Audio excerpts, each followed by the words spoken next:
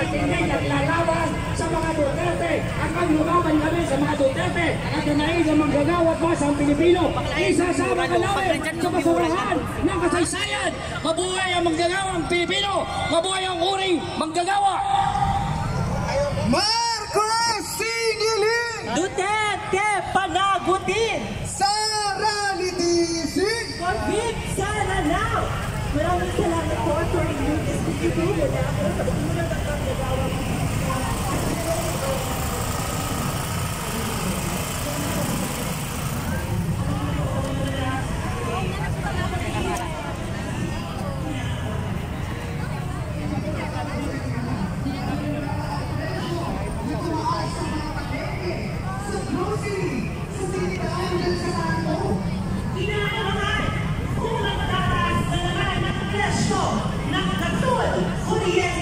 Diesel at gasolina. Kaya naman sa punto pong ito, atin pong tinatawagan si Clarice Pance ng Gabriela at Flora Santos ng Oria.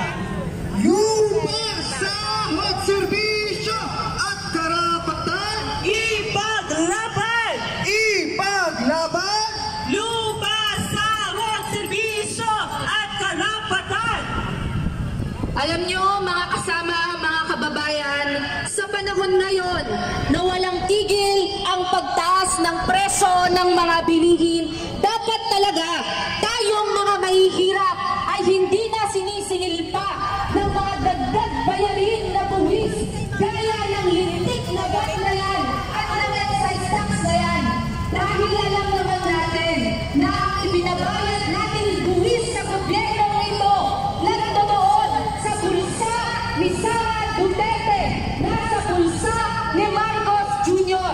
At habang wantusawa sila sa pangingibang bansa, tayong mga Pilipino ay nandito sa Pilipinas, taon-taong binabaha at binabagyo ng kasinungalingan, binabaha ng utang, binabaha ng kagutuman at kahirapan.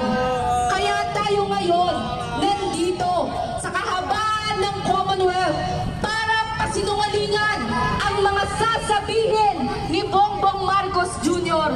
dahil alam po natin na mahigit 7 milyong pamilyang Pilipino ang nagsasabi na sila ay nagugutom at 3 sa bawat 5 pamilyang Pilipino ang nagsasabi na sila ay naghihirap.